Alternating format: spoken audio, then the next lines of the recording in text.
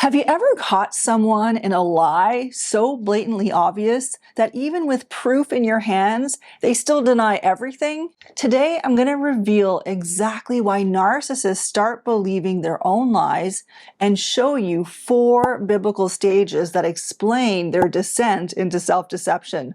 What you're going to learn from the Bible is going to completely change how you understand narcissistic lying, and modern psychology is confirming every bit of it. So imagine a woman named Jessica.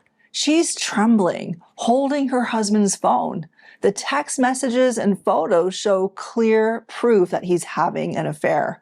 But when she confronts him, he doesn't just deny it. He calls her paranoid and controlling, even as she's holding the evidence right in front of him. So she starts to question her sanity. Friend, this is more than just ordinary lying. The Bible reveals a terrifying progression where narcissists gradually lose their grip on reality. And I'm going to show you exactly how this happens step by step, straight from the Bible. Let me start first by highlighting a huge misconception.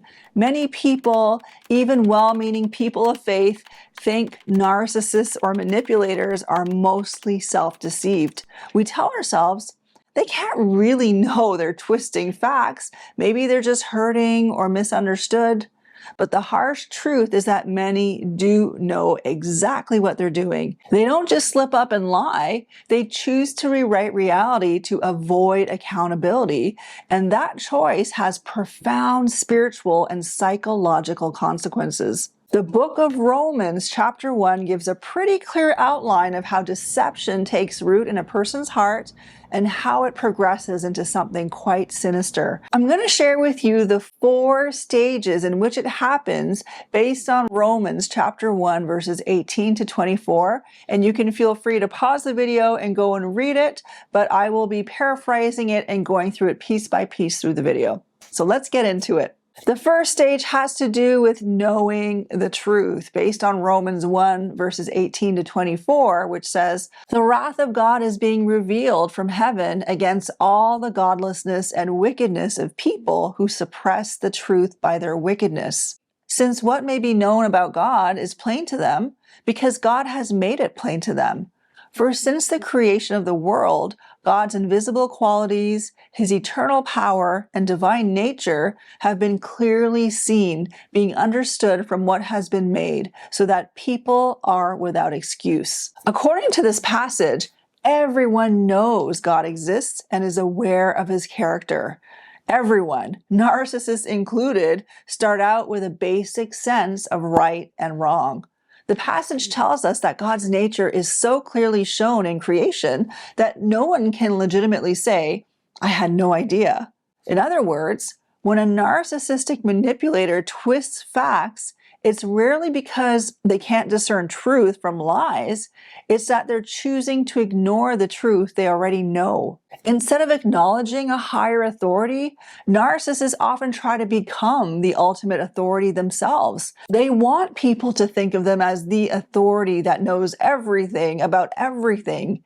They belittle other leaders or voices or disqualify them. Ultimately, they want your worship, or at least your total compliance. Rather than submitting to God's standards, they set up their own. In everyday life, this can look like, number 1, refusing accountability. They might say things like, "I make the rules around here. I don't have to answer to anyone."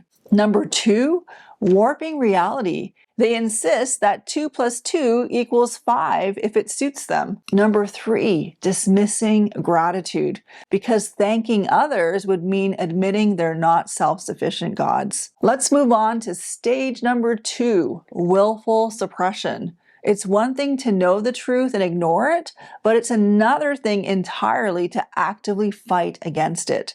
Romans 1:18 says, "The wrath of God is being revealed from heaven against all the godlessness and wickedness of people who suppress the truth by their wickedness." You can see that principle in action when Jessica's husband, John, who's having an affair, gets caught in a lie, but still goes on the defensive. Instead of owning up, he attacks his wife for uncovering it. That is exactly what Romans 1:18 calls suppressing the truth. It's a deliberate, strategic refusal to acknowledge what's right in front of them. A narcissist often excels at this kind of behavior. Rather than face the reality of their actions, they bury it under layers of blame and deflection. And scripture is crystal clear. God opposes this sort of truth smothering. It's described as both ungodly and unrighteous. We see it every time someone, number one, attacks the evidence itself, saying things like, oh, those messages were just taken out of context.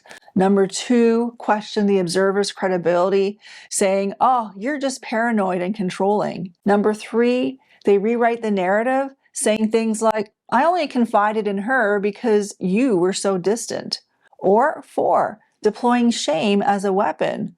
What kind of person spies on their spouse? All these tactics have one goal: to keep the spotlight off the wrongdoing and onto the person who dares to bring the truth into the light.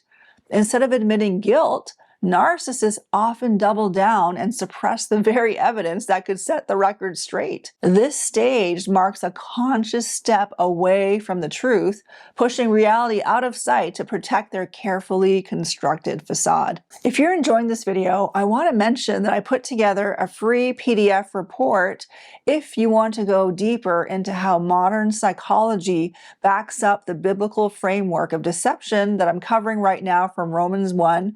It goes beyond what I can cover in this video. This report includes deeper insights and references to experts and a study to confirm the stages I'm talking about in Romans 1. So you can get a copy of it by downloading it from the link in the description box below or the pinned comment under the video whenever you're ready. So let's move on to stage number 3, deterioration of understanding. This is where narcissists begin to lose their grip on reality. Romans 1:21-22 describes it this way: They became futile in their speculations, and their foolish hearts were darkened. Professing to be wise, they became fools. Imagine weaving a tapestry thread by thread. At first, each lie seems small. Maybe it's just a little bit of denial or a little bit of minimization. But every new falsehood adds another layer to the pattern until eventually the original design, the truth, gets buried underneath it all. Over time, narcissists don't just fool others, they fool themselves. They rely on denial, deflection, projection, and outright attacks. All these tactics train them to ignore what's real. After insisting that never happened again and again and again, they start to believe it. It's like they're rewriting a script where their mistakes don't even exist. There's a psychologist, Theodore Millen, who specializes in personality disorders, who calls this remembering the past as they wanted it to occur and not as it actually happened, meaning that narcissists rewrite events so thoroughly that even they can't always tell fact from fiction. Another psychologist, Dr. George Simon, says that narcissists can get to the point where they almost believe their own lies. That's why some can pass a lie detector test with flying colors or swear up and down that something that is blatantly false is true. Their web of lies becomes their reality, skewing both their relationships and their spiritual vision. They're not just tricking others, they're also deceiving themselves. From a biblical perspective, Romans 1 says that their hearts became darkened. In other words, the constant twisting of truth leads to confusion, not just for anyone caught in their orbit, but also for the narcissist. The line between truth and illusion grows so blurred that they can hardly separate one from the other. Each deceptive strategy deepens their investment in a false story and pushes them further from the clarity that God wants them to have. So here's the sad story. The more they bury the truth, the more they bury themselves. Narcissists can't learn from mistakes they refuse to acknowledge. And as a result, their relationships suffer. They experience a kind of emotional fog, and any real insight disappears. Something that started as a desperate attempt to dodge consequences eventually becomes a prison made of their own distorted worldview. So let's move on to stage number 4, the final stage: divine abandonment to chosen deception. Romans 1:24 describes God essentially saying, if you insist on going down this path, I won't stand in your way. Stage 4 is not some random punishment, it's the natural outcome of consistently rejecting the truth. If you think about a car that's driven back and forth on a dirt road so many times that it creates these deep ruts. And at a certain point, even if the driver wanted to return to solid pavement, they're too stuck in those grooves to move out of them. And that's what it means when God gives them over to their illusions.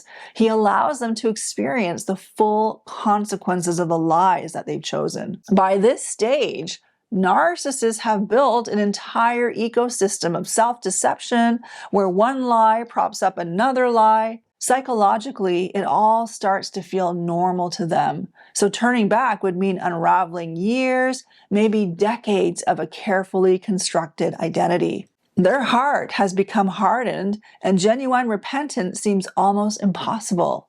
It's not just a matter of lying to others anymore. They're lying to themselves so thoroughly that letting go of the lie feels like losing their very sense of self. This is one big reason so many narcissists don't change. You've got the weight of spiritual blindness, the momentum of their own deceit, and a fragile identity that's built on illusion.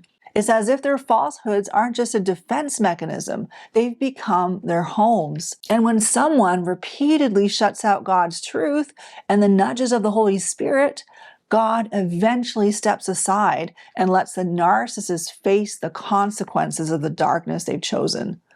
All this can lead to some devastating consequences for the narcissist.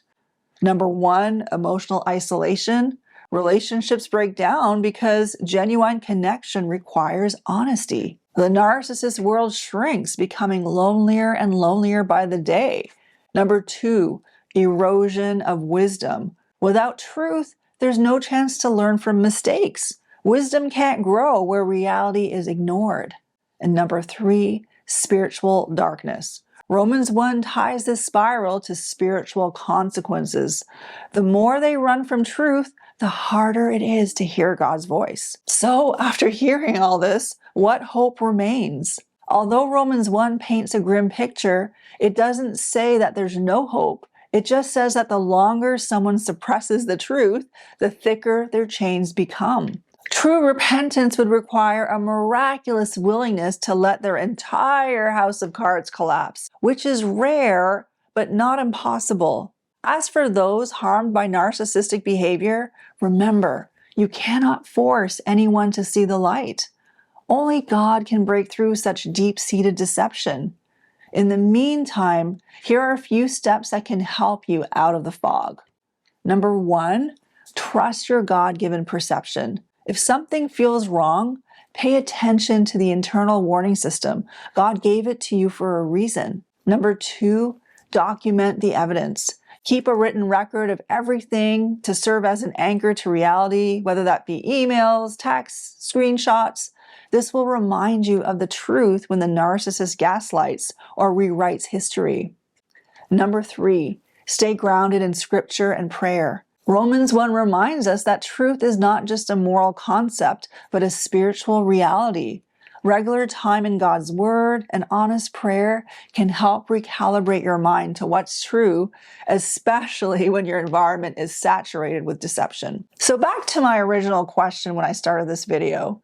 Do narcissists believe their own lies? At first, no. But over time, they suppress the truth so much that they become the lie.